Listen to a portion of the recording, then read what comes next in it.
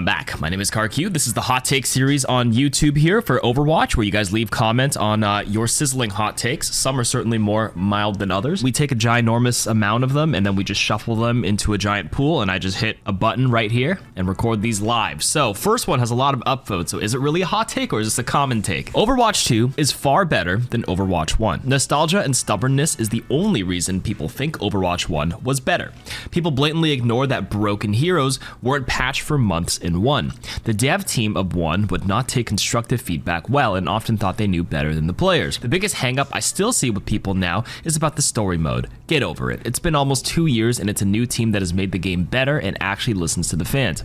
Of course they can do more, like bring back lore and animated shorts, but they're definitely trying their best and it shows. I actually think this is the common correct take for the active player base. If you look objectively, Overwatch 2 has obviously had 10 years to like patch up and fix any big hiccups and you know, fill in the seams of all the nooks and crannies of what actually made Overwatch 1, you know, have its problems over the years. Not everything is perfect. Overwatch 1 was great in a bubble, in a vacuum for its era. They were, you know, chipping away at it and patching it to what they thought was best, but Overwatch 2 has had many years to look back and fix bigger core issues and progress. Now, a lot of people get hung up on old Overwatch 1 because they miss the nostalgia feeling, and I agree. I think that is like the most normal, sane, active player based take there is. Nostalgia can only get you so far, but like even when they bring back old modes here, you can see how quickly nostalgia wipes away. They've brought back the Overwatch classic modes, their classic 6v6 modes, old Symmetra, old Doom. You guys remember those 2016 classic patch, 2017 classic patch? When I played those last year, I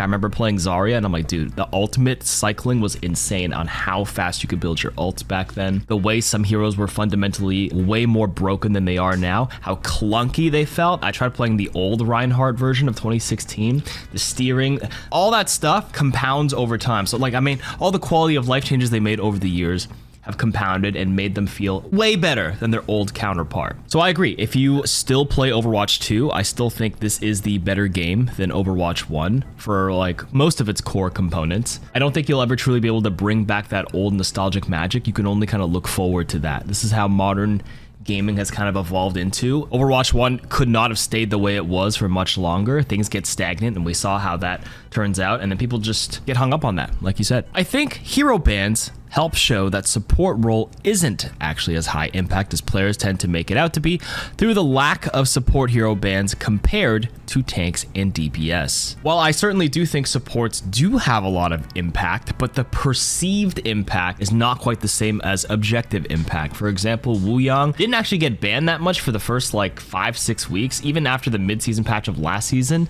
he still wasn't even banned nearly as much as what players find frustrating. I don't think player bans are actually that much of an indication of impact. It's more so what people don't want to face or what people find annoying more than anything. People will just like to ban the things that inhibit their version of fun or what seems to be killing them. So Freya was banned a lot early on. No Wuyang, even though Wuyang had the most insane win rate, comparatively speaking, of any other hero and any role. He was the biggest outlier by far last season before, you know, this current season's nerfs. So I guess the takeaway point is I still think support role does have a major impact in this game. They're very powerful, but perceived value is different than objective value, and that can only be interpreted based on your like win rate stats. Everything else is a bit more subjective. Hot take, or maybe just a warm take, I don't know. The hero's perks should alter kits more drastically. Right now, many perks are simple power increases to one part of a hero's kit.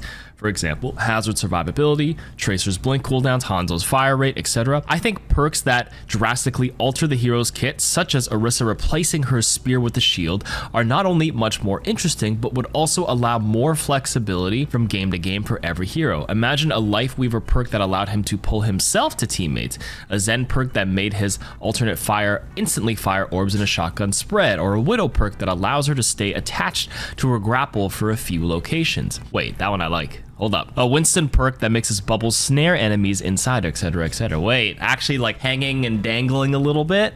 You know, that one is actually kind of a cool idea. I don't think this is a hot take at all.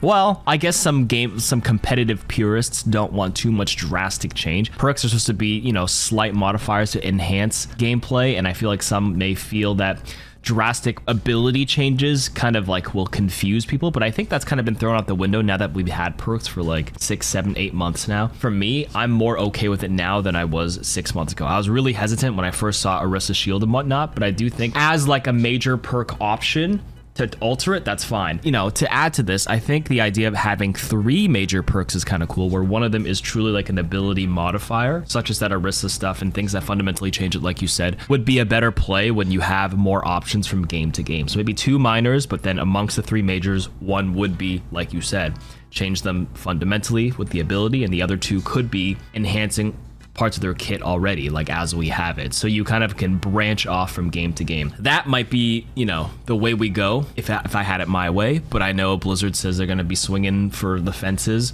for every single year with new major changes. I actually hope they do keep perks and just add a 3rd one next year. I think that's already a big changing up. I have no idea what they're cooking up, but I don't think this take is that hot, at least to me, because I actually kind of agree with it. Well, me agreeing with the take doesn't necessarily mean it's not a hot take, but you know, I leave that up to you guys. I heard some people go like, KarQ, you can agree with the take, but it can still be hot. But I'm like, you know what? You're right. My bad. Hot take. Kiriko getting her mythic weapon this season not only makes sense, but is a good thing as well. And I'm saying this as someone who doesn't play her at all. Her weapon kit is smaller and likely easier to design, potentially taking less time and effort than other skins.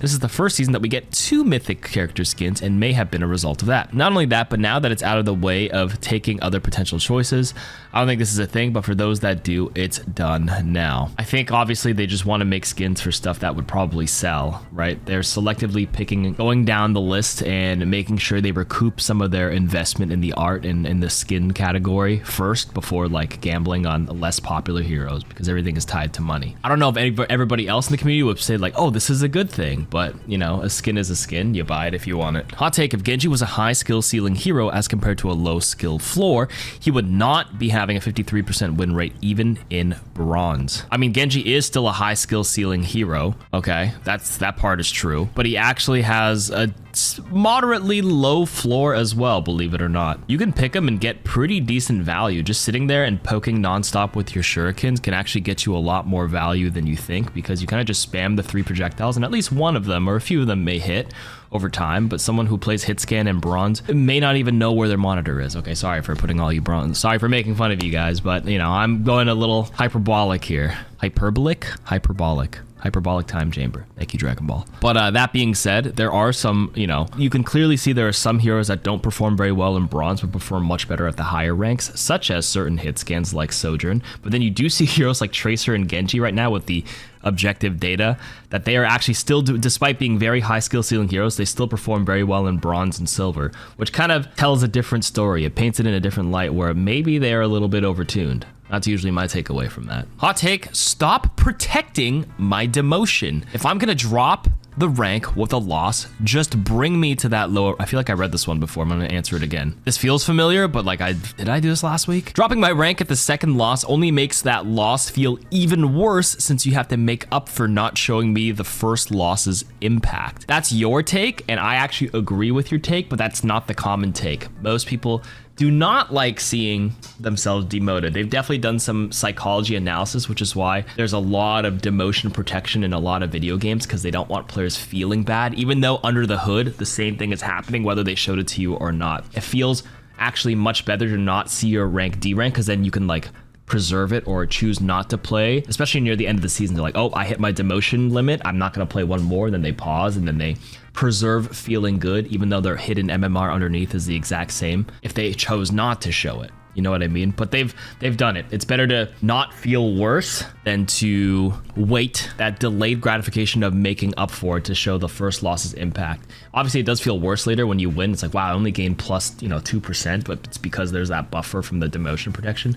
That part may not feel as satisfying, but they preserved you from not feeling worse to begin with. So yeah, I'm sure they've studied the human psychology on that. Hot take: bring back 2CP. We lost some amazing maps. Removing it was a lazy way to balance the game. Also, now we have map voting, I guess, to kind of offset that. Nah, I think we can leave 2CP in the dark. I mean, we have it in arcade and you can still play it in customs, right? But like those chokes, you would still have to like redesign a lot of the pathways. I actually do think their modern map design is actually a lot better than what people give them credit for. Stuff like Runesapi and Atlas, they've definitely given more thought to the sight lines from all of it, but you know, old 2CP maps like Hanamura, Volskaya, and Anubis were designed in 2014, probably by a completely different team. But I think their modern map design team has done a great job with all their newer maps and revamping some of the old ones that had issues with cover and sightlines and whatnot, which is why they've tweaked so many of them over the years. Hot take, King's Row isn't as good as everyone makes it out to be. I've been scrimming in Diamond and GM in different roles for about 5 years, and every time we play Scrims Row, I have to hold my tongue. So many people I know claim that King's Row is the best map in the game, but Suravasa, to me, is the best map in the game, and I'm tired of pretending otherwise. I think this is still a hot take because I do think the majority of players will disagree and feel like King's Row, Scrims Row is really good, but I think when you do peel it back a little, it doesn't, I think it has kind of slowly fallen behind a little bit thanks to the mobility creep. Like King's Row was really enjoyed back in the day because there wasn't as much vertical mobility creep back then, which is why people love playing Ryan Zarya, because you could play grounded heroes and get away with it because the high ground wasn't so crazy. But high ground control is still very, very strong. And with how crazy mobility is now and how so many heroes can reach these high grounds early, like you don't even play Ryan or Zarya really in the pro scene, right? On these maps, a lot of teams opt for Winston and stuff and certain high ground setups. I definitely do think it's a lot more nostalgia speaking more than anything, but King's Row is definitely not one of the worst offenders for the older maps for sure. It's actually one of the better ones, but it's probably not as glorified by the newer Overwatch 2 frogs, newer Overwatch 2 players as it was by the old Overwatch 1 players. It's okay. To me now, still above average, it's okay. I think Lijiang is actually the best old school map, but I do think all the new school maps have done a really good job, apart from Pariso. That's like the only one I dislike. I do think all the Flashpoint maps are great, and honestly, most of the push maps are pretty good too. Hot take, they should severely slow down the release of new heroes. We love content, especially as big as new heroes, but releasing new heroes all the time comes with a set of problems. Number one, the game is harder to balance. Number two, new players have a harder time learning the game. In the past, other forms of content got neglected for new heroes. The lore gets harder to keep track of. The more heroes there are, the less likely it gets, unless you're a Mercy, Kiriko, Juno main, that your favorite hero will get new cosmetics, including sometimes even the new ones. It took Venture 3 whole seasons to get their first legendary skin. Yeah, that is certainly a hot take. I think new hero releases is absolutely the best way to drive players to come back and enjoy new season, to make seasons feel new and fresh. If every new season just started without that, it's just a balance patch, like what's the difference in this season? Nothing other than the theme changing. It's the same as a mid-season. It just feels like just a balance patch. But I think having a wave of new heroes every other season is a good cadence, and Overwatch is at a pretty good cycle. 3 new heroes a year is not even that bad. We saw how fast Marvel Rivals was adding new heroes nonstop, and every time a new hero comes out, it's great. But they were doing it too fast, where the first point where, like, you know, it's very hard to balance because it's really hard to keep up. That part was true, which is why they slowed down in Marvel. And you can see Overwatch's cadence of 3 a year. I think that's fine. I actually think they could even increase it to 4 a year if I had it my way. Every 3 months. Right now it's every 4 months, every 2 seasons. That's fine. All right, final take of the week. Hot take, Lifeweaver's platform should not work for the enemy team if it's breakable. It restricts creative plays and limits the ability to set up platforms for future strategies. I don't know why the devs designed this hero with the mentality of helping the other team, like the Seed from his old passive that healed enemies. But the way I see it, for example, the enemy team being able to use Juno Speedring, it doesn't make sense to me. I think the platform is designed in a way where, like, obviously when you put it down, you usually put it down close to you where you know when you're going to trigger to use it for your team, but having the option that they make a mistake and that you use it, I actually don't feel like it happens as much as you think, at least in the higher ranks. Good Lifeweavers know how to break it. I think the middle ground would be maybe adding an indicator of who's, like, if there's an enemy physically standing on it, to maybe give a Lifeweaver who does have the platform out of line of sight for a teammate to, like, maybe break it from their end without having to see it, like a little UI indicator being like, oh, one X enemy standing on it. So you know, you get a tactical bit of information there to use to your advantage. But I don't really think it's that big of a deal. I think its platform is the least of Lifeweaver's problems, and the fact that enemies can use it. That's super low on the priority list of what needs to change for Lifeweaver to make him a more fun and viable character. I think his niche being a defensive character is totally fine, and I think they're leaning with that identity. Weaver players who really enjoy Weaver like that aspect of him, and I think it's good to have accessible heroes in all capacities. You don't want everybody to have like a super strong weapon that can kill everything from the support category, but at the same time, you can, you know, lean into more of his strengths that he needs and listen to the Lifeweaver community on what they want changed to him without changing his core identity. More so, and I don't think enemies using the platform is on any of those Lifeweavers list. Unless I'm totally wrong. Legit, I don't go to the Lifeweaver community and see what he needs. I just see what you guys type here in the comments, and most of it is talking about his shitty perks. Because everybody else's perks kind of like enable and harmonize quite nicely with the kit, but his perks kind of just feel all over the place. But yeah, let me know, Lifeweaver players. Anyways, I think that'll be it for this week's takes. Leave some more in the comments. Peace.